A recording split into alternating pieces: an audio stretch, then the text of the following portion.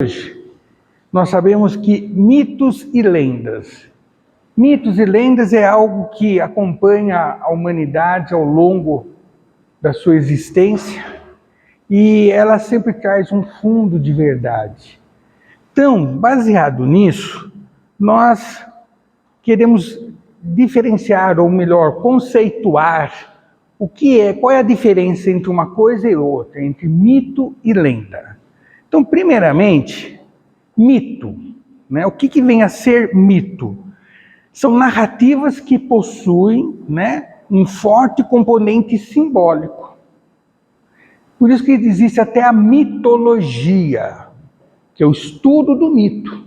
Então nós temos o povo egípcio, tem a sua mitologia, a Grécia, Roma, né, onde eles criam, então, esses símbolos que marcam, né, algo atrás dessa apresentação, algo de real.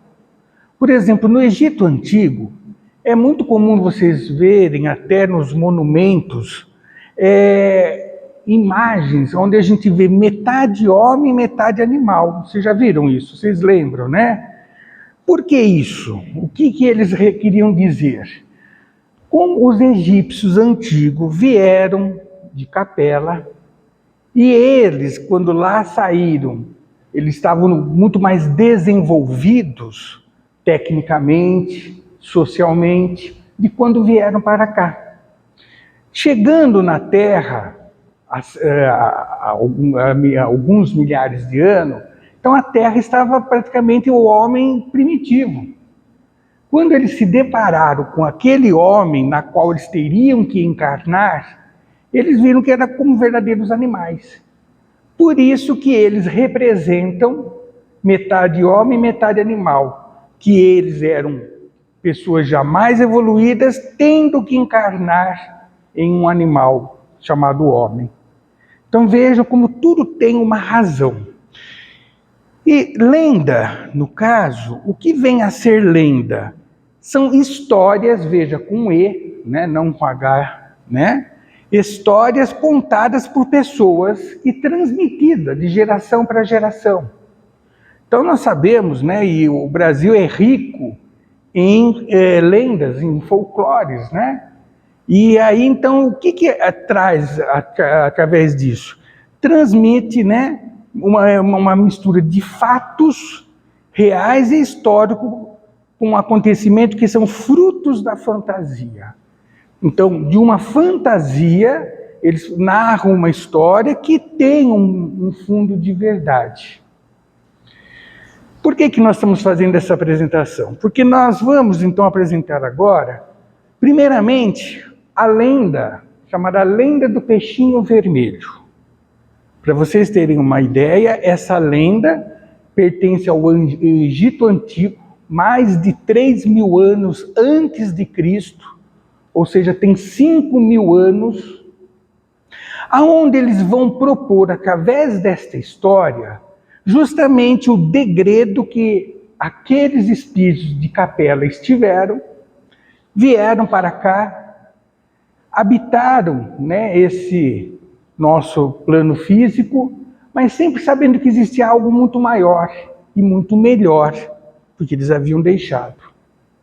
Mas também nós vamos perceber que isso, até tirando esse lado histórico, também serve para cada um de nós, no sentido de nós vivermos num mundo íntimo, pessoal, individual, e às vezes nós ficamos numa zona de conforto. E de repente nós não nos motivamos para avançar, para crescer. Então, primeiramente eu vou apresentar para vocês, até o som não sei se está de boa qualidade, peço desculpa. Se vocês tiverem dificuldade, por favor, venham mais à frente, tá bom? Então vamos.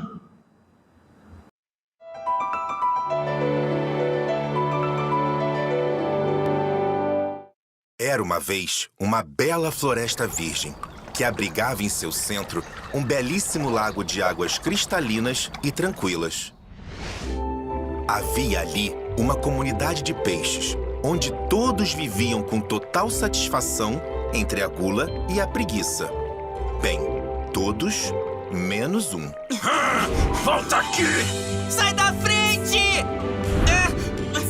A grande jornada do peixinho vermelho.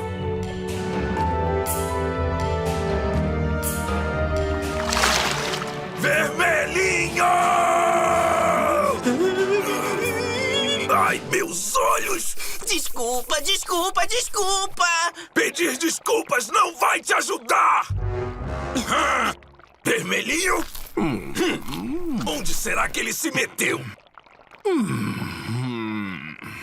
Pode sair que a barra tá limpa, Vermelhinho. Valeu, Geleia.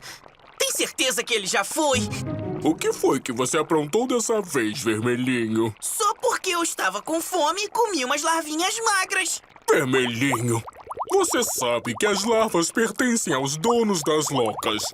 Se você quer suas larvas, precisa arranjar uma loca só para você. Mas as locas do lago já têm seus donos. E tudo o que eles fazem é comer e dormir na sombra. Eu passo meus dias a procurar uma loca, uma grutinha, uma pedra qualquer que me proteja do sol e que tenha algumas larvas para matar a minha fome, que é imensa. Se continuar assim, minha única solução vai ser procurar outros rumos além do lago. Como assim?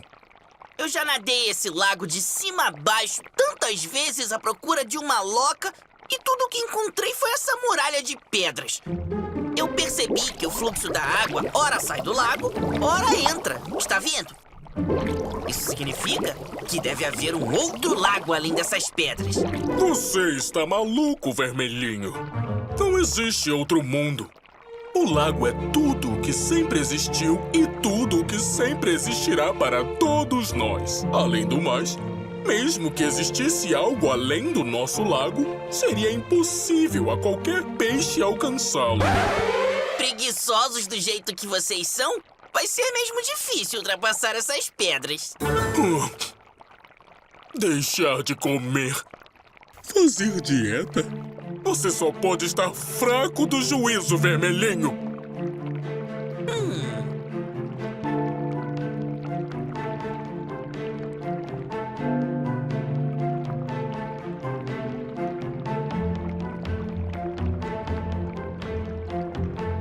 Ai! O Geleia tem razão! Ai! Ai! Ali! Estou vendo uma luz! Será que consigo? Consegui! Uau! É maravilhoso! Ah, pobrezinho, você está todo machucado. Hã? Olá, eu sou a Juju. Você está bem? Precisa de alguma coisa? Olá, meu nome é Vermelhinho. Eu estou bem. Quer dizer, mais ou menos. Mas está tudo bem. Você sabe onde é que eu estou? Pobrezinho, acho que bateu com a cabeça. Talvez você esteja precisando comer, se alimentar. Você aceita algumas larvas frescas? Larvas frescas? Você vai simplesmente me dar larvas frescas? E por que não, bobinho? Há larvas por todos os rios e elas são de todos. Um tempo depois, já com a barriga cheia de larvas frescas. Então, Vermelhinho, gostou das larvas? Pensei que você fosse estourar de tanto comer. Desculpe, Juju. Aqui de onde eu venho, as larvas são, digamos, disputadíssimas. Juju, posso te fazer uma pergunta? Mas é claro, Vermelhinho. Se vocês têm tantas larvas, por que vocês não são tão lentos quanto os peixes da minha terra? Ora, Vermelhinho, a vida dos rios, mares e oceanos não é fácil. É preciso nadar muito e algumas vezes fugir de predadores. Se um peixe fica lento demais, ele se torna uma presa fácil. É por isso que nós comemos o necessário para a nossa sobrevivência e estamos sempre nos exercitando. Toda a vida precisa de comedimento e estudo. Puxa, Juju! Esse lugar é incrível! Eu nunca tinha visto nada assim. Eu quero conhecer mais. Eu quero aprender tudo o que puder ser aprendido. Você me ensina? A jornada para o aprendizado é longa e árdua, Vermelhinho. E você não vai aprender tudo com uma única criatura. Mas eu posso ajudá-lo com seus primeiros passos. O resto é com você. E assim, Vermelhinho seguiu rio afora, conhecendo peixes de muitas famílias diferentes, fazendo novos amigos e aprendendo novos caminhos em seu percurso. Ele conheceu um fabuloso mundo, totalmente novo, onde viu homens, animais e construções diversas. Apesar de todas as maravilhas e abundâncias desse novo mundo, ele nunca perdeu sua simplicidade e retidão, vivendo sempre com pouco e nunca perdendo sua leveza e agilidade naturais. Vermelhinho alcançou o oceano sedento apenas de novidades e de conhecimento. Fascinado pela paixão de observar, tudo era novidade para Vermelhinho. Um dia, porém, em seu fascínio, Vermelhinho distraiu-se dos perigos que também rondam os oceanos. E quando percebeu, já era tarde demais. Assustado pela ameaça de ser totalmente tragado pela escuridão, Vermelhinho orou a Deus, Criador do universo e dos peixes, rogando proteção dentro do imenso animal. E, como para aqueles que têm fé nada é impossível, as preces de Vermelhinho foram atendidas. Agradecido e feliz, Vermelhinho passou a procurar companhias mais seguras e aprendeu a evitar os perigos e as tentações que uma vida sem limites pode trazer. Após todas as aventuras que viveu, Vermelhinho passou a apreciar todas as riquezas da vida em suas infinitas possibilidades. Ele encontrou plantas exóticas, animais estranhos e toda uma variedade de peixinhos de diferentes cores, formas e tamanhos. Vermelhinho acabou conhecendo e fazendo amizade com muitos outros peixinhos estudiosos como ele. Porém, um dia, Vermelhinho ficou sabendo de uma triste verdade. Uma grande estiagem se aproxima, Vermelhinho. Ainda bem que no mar aberto estamos seguros dela. Como assim? O estio é a seca, é a diminuição da água em vários lugares. Nós não temos esse problema, pois a água aqui é abundante, mas em outros locais ela pode ser fatal se os peixes não tiverem como chegar ao mar aberto. Essa não! De onde eu venho, a água é represada por uma muralha de pedras. Se a estiagem alcançar o lago, todos os peixes que vivem lá podem morrer. Ei, Vermelhinho, aonde você está indo? Eu preciso avisá-los! Eu preciso fazer tudo o que for possível para salvá-los! Assim, Vermelhinho se pôs na mesma difícil marcha de retorno ao lago que habitava antes. Voltei, pessoal! E aí? Sentiram a minha falta? Quem é você? Ei, fique quieto que eu quero dormir! Eu trago notícias importantes! Uma estiagem se aproxima e vocês precisam abandonar essa vida sedentária e vazia! Precisam entrar numa dieta sadia, fazer exercícios e estudar! É ruim de eu fazer regime. Por que você não vai aborrecer em outro lugar, hein? Eles não vão me ouvir. Eu preciso falar com o Rei do Lago. Ele vai me escutar. Você só pode estar louco, Vermelhinho. Outro mundo? Mas é a mais pura verdade, Rei Lacustre. Além das muralhas, existe uma vastidão infinita, com outra vida e uma nova experiência para todos os peixes. Há um céu repleto de estrelas brilhantes, deslumbrantes jardins submersos e criaturas de todas as formas, cores e tamanhos. Algumas são bem assustadoras, mas a maioria é agradável e acolhedora. Mesmo que existissem todas essas maravilhas do outro lado da muralha, como poderíamos ultrapassá-la? Como tudo na vida, a felicidade também cobra seu preço. Para que todos consigam ultrapassar a barreira natural que separa o lago do mar infinito, É preciso trabalhar, evitando esbaldar-se no consumo de larvas e vermes, fazer exercícios e estudar intensamente para a longa jornada que se tem pela frente.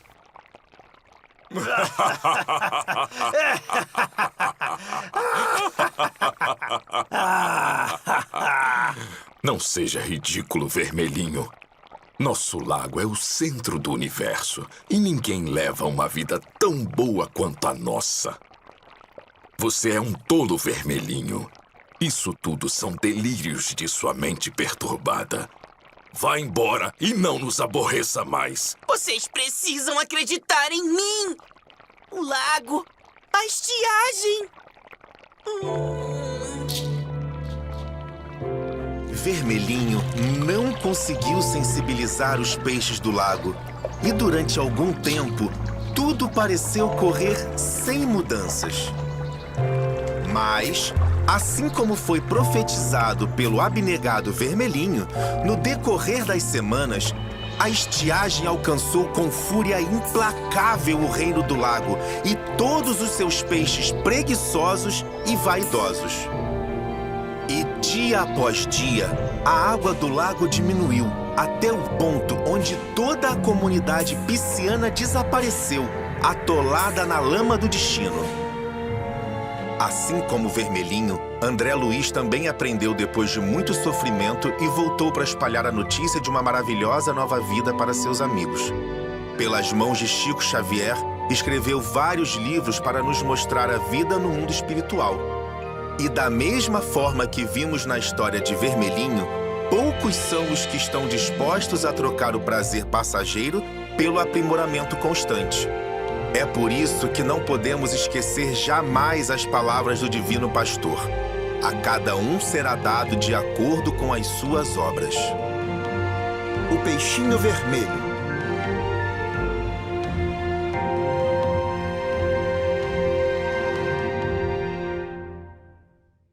O peixinho vermelho é inspirado na lenda egípcia narrada por Emanuel, no livro Libertação, ditado por André Luiz ao doce médium mineiro Chico Xavier, publicado pela editora FEB. André Luiz é nosso irmão desencarnado que, através das obras da coleção A Vida no Mundo Espiritual, narrou suas experiências na vida após a morte. Seu esforço, buscando acender luz nas trevas, é semelhante à missão do peixinho vermelho. Encantado com as descobertas do caminho, realizadas depois de muitos conflitos no sofrimento, volta ao antigo lar, anunciando aos companheiros que, além da prisão onde vivem, há outra vida, mais feliz e mais bela, mas que exige o esforço de cada um para alcançá-la.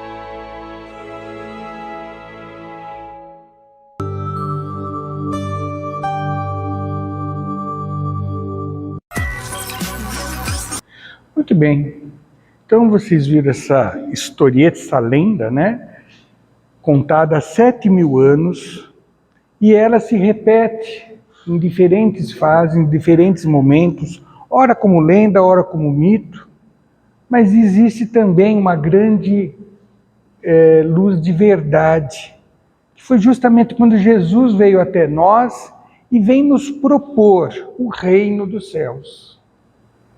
Então, o reino dos céus é tudo o que nós acabamos de ver fora daquele lago, fora desse mundo restrito que a gente vive, né? Dessa ilusão dentro da materialidade, das viciações que trazemos, né? E dos alimentos das nossas imperfeições. Então, quando Jesus veio até nós, ele veio justamente trazer esta proposta, como do peixinho vermelho. Mas, como reflexão, então o grande lago, o que vem a ser esse grande lago?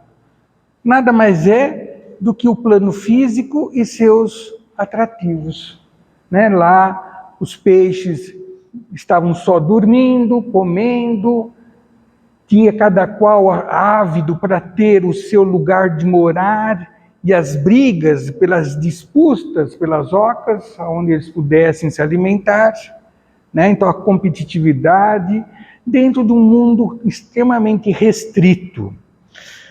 Aí, a comunidade de peixes, que vem a ser, senão, o homem e a sociedade, né? Então, vejam que esta lenda, ela traz esta representação, esse significado, onde cada um de nós devemos nos posicionarmos, né? O que nós pleiteamos, a zona de conforto na qual vivemos, será que esta zona de conforto do plano físico, ela efetivamente é o melhor para nós?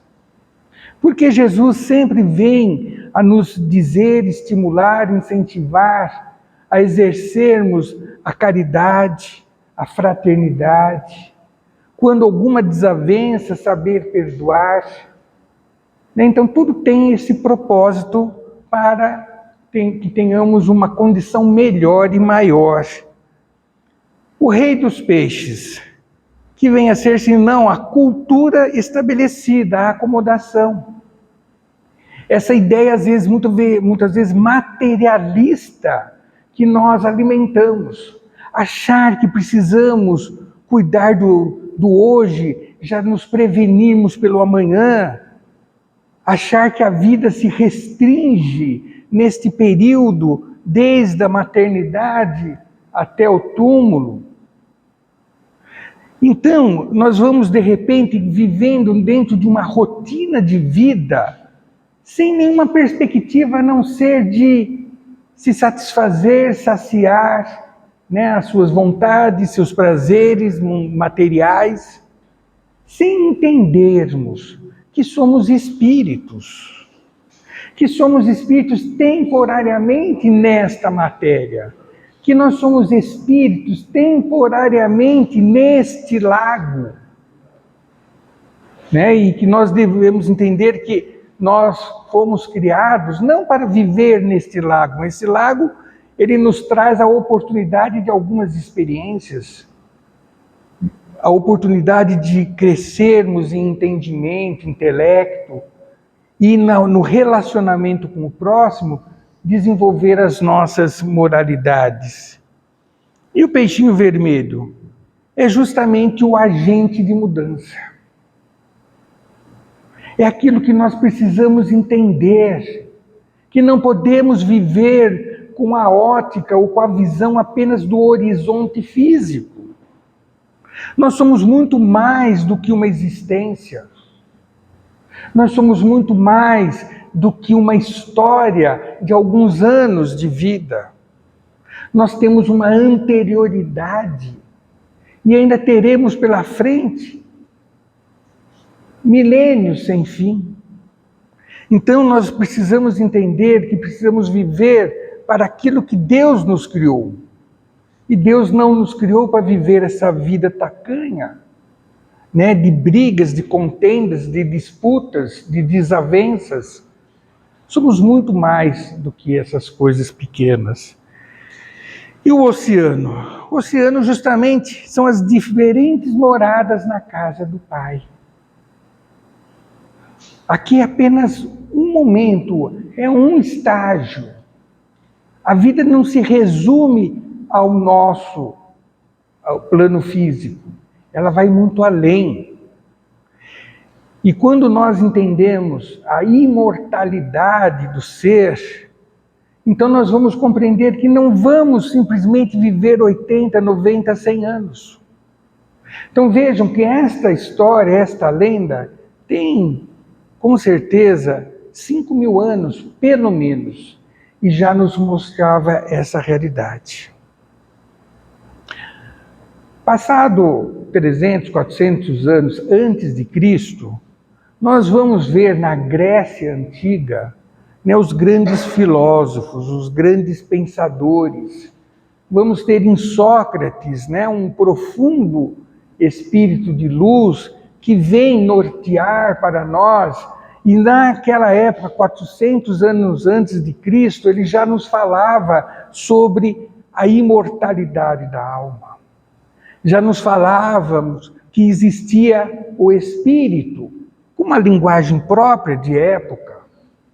Já falava da imortalidade e das reencarnações. São 8h30. Vocês estão cansados? Teria mais uma historiazinha. Vocês estão dispostos a... Então agora nós vamos passar para vocês o mito da caverna. Não sei se vocês já ouviram falar.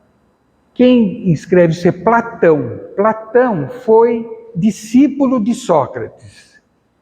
Ele viveu do ano 470 até 300 e alguma coisa. Ele escreveu um livro chamado República. Se nós lêssemos este livro, nós veríamos que o conceito de república é totalmente diferente que esse que nós conhecemos, né, ultimamente. A república, na visão dele, é a pessoa que se instrui e doa o seu saber para ajudar o próximo.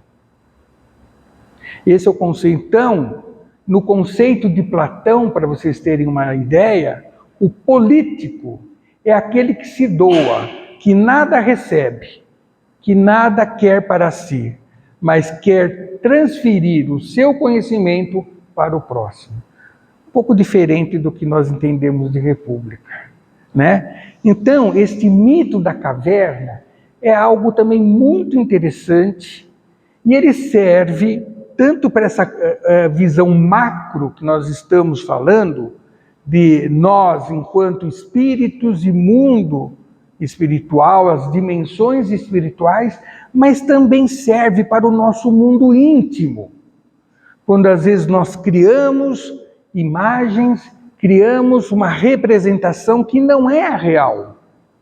E aí construímos uma existência, às vezes, muitas vezes de dor, desnecessariamente, de sofrimento sem razão de ser. Mas vamos eu vou judiar um pouquinho de vocês. O mito da caverna de Platão é uma metáfora que nos faz refletir sobre diversos aspectos da razão humana. Neste vídeo eu trago uma narrativa sobre este mito e também falo um pouco sobre seus significados. Então se ajeite aí e bora lá comigo.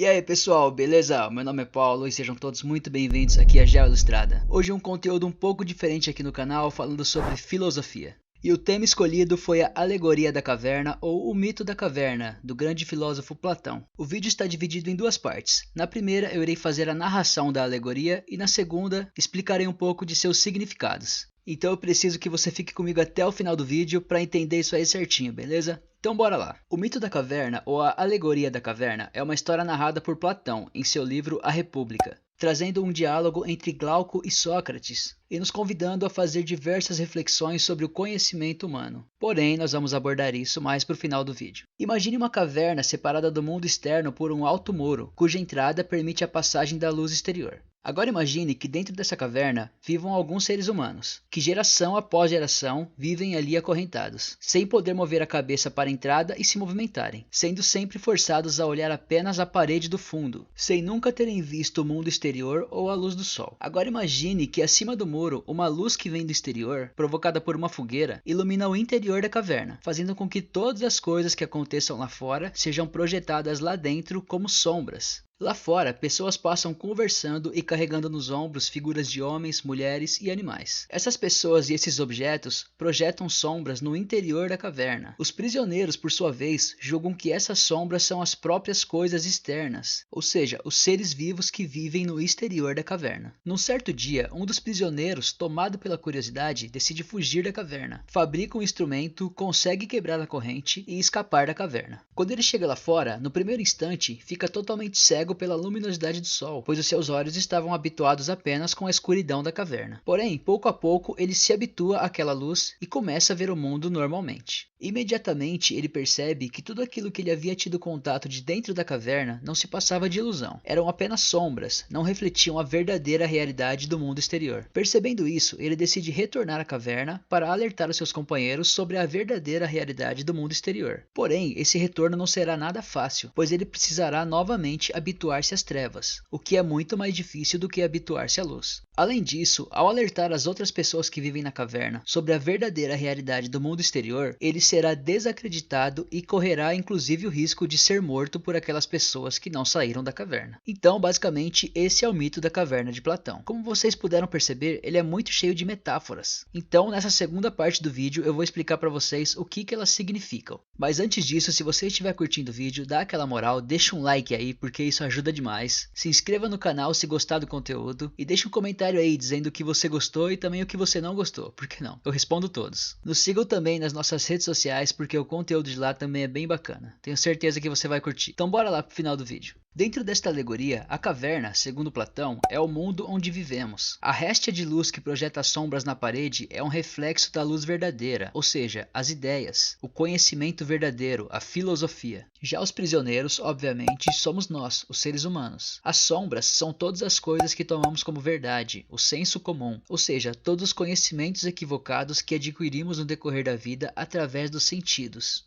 O instrumento utilizado para quebrar as correntes é a dialética, ou seja, as ideias, o conhecimento, a troca de ideias, a busca pela verdade. O rapaz curioso que escapa é o filósofo e o retorno à caverna é o diálogo filosófico. Basicamente, o mito da caverna é uma metáfora criada por Platão na tentativa de explicar a condição de ignorância em que vivem os seres humanos, aprisionados pelos sentidos e pelos preconceitos que nos impedem de conhecer a verdade. Então me diga aí nos comentários o que você achou, beleza? Se você gostou, se você não gostou, deixa um like aí também para fortalecer, que isso ajuda muito. Antes de encerrar, eu preciso dizer que uma boa parte da narrativa trazida por mim neste vídeo foi retirada de um texto da grande filósofa brasileira chamada Marilena Chauí. Estou deixando o link aqui na descrição deste e de todo... Muito bem. Então vocês viram nesse mito, né? Então nós vimos a lenda do peixinho e o mito, que traz a mesma ideia, o mesmo conceito. Aí Platão, sendo um filósofo, então ele nos mostra, né, o quanto nós somos ignorantes, e aí não no sentido pejorativo, mas o quanto desconhecemos da vida, o quanto desconhecemos da realidade, né, da vida criada por Deus. Então, eu acho muito interessante esse mito, porque ele mostra que a gente vive preso dentro de ideias, conceitos que nós herdamos e que nós alimentamos e que precisamos uma hora nos libertarmos. Entender que a vida é muito maior do que isso que imaginamos.